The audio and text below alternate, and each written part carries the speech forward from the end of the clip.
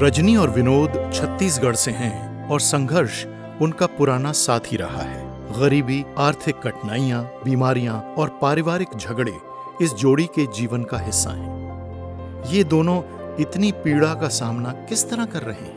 मैं 12th के आगे और पढ़ना चाहती थी, बट गरीबी के कारण नहीं पढ़ पाई। पढ़ाई छोड़ करके मैंने सिलाई सीखा। जैसे मैं चाहती थी कि घर में मैं हेल्प कर सकूं अपने पापा की, तब मेरे जीवन में प्रॉब्लम्स आने लगे। मेंटली मैं बहुत, मेरे अंदर डर आ गया। मुझे अच्छे से दिखाई नहीं देता था, सब धुंधलापन दिखता था, मेरी आँखों में दर्द होता था। मुझे लगता नहीं था कि मैं आगे पता नहीं कितने दिन तक जी पाऊँगी।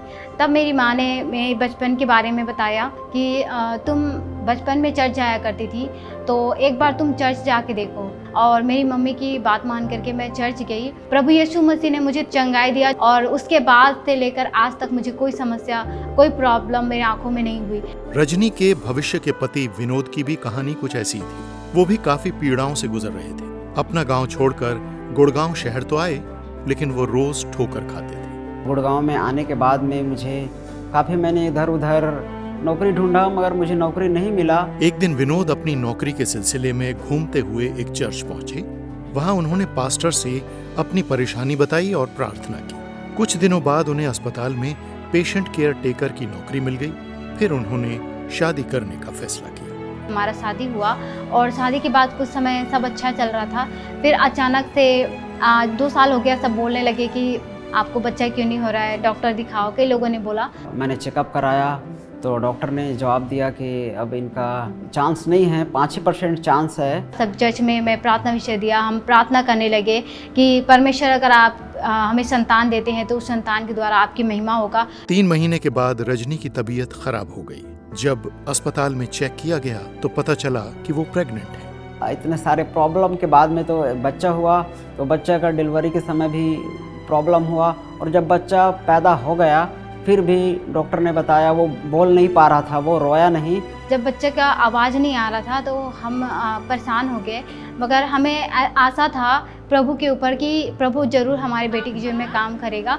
अचानक से 2 साल के बाद उन्हें कुछ शब्द बोलना शुरू किया, जिससे मम्मी पापा ऐसे बोलना शुरू किया गया। बच्चा हो गया तो रजनी ने सोचा कि अब परिवार की सारी पीड़ा खत्म हो जाएगी, लेकिन ऐसा नहीं हुआ। उनके पति के व्यवहार में अचानक बदलाव आया और रोज के झगड़े और मारपीट से घर की शांति बिखर गई। मैं ज़्यादा परेशान हो गया और मेरा माँ जी भी घर में बीमार था, घर में भी देखना, पैसे भेजना, फिर वाइफ का भी देखना। काफ़ी मैं एक मानसिक तनाव में था, काफ़ी डिप्रेशन में आ गया था।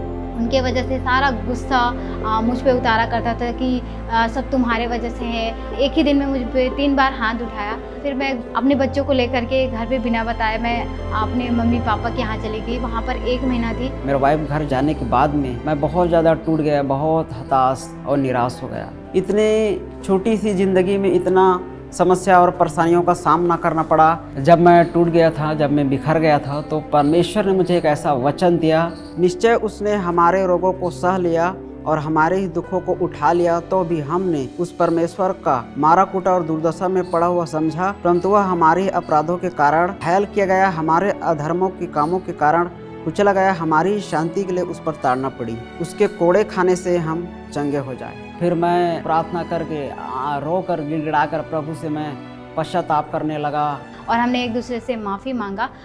उसके बाद हम अच्छे से रहने लगे। बड़ी होते होते मैं परमेश्वर को भूल गई। कई बार परमेश्वर हमें सिखाता है, दर्द में पीड़ा में जीना सिखाता है। उनके क्रूस की जो कथा है मुझे हिम्मत दिया। मैंने वचन को ठीक रीति से जानना शुरू किया। उसके बाद मेरे जीवन से सारी समस्या, सारी प्रॉब्लम्स हट गई। परमेश्वर का वचन कहता है, तुमने मुझे नहीं चुना, मैंने तुझे चुन लिया है। इस दुख में, तकलीफ में, इस पीड़ा में मैं परमेश्वर पर विश्वास करना ना छोड़ूं। और मैं परमेश्वर पर बनी रही और आज मेरा जीवन कम्प्लीटली हैप्पीनेस है। मेरे परिवार में सब मुझे प्यार करते हैं और ख़ास करके मेरे हस्बैंड मुझे बहुत प्यार करते हैं।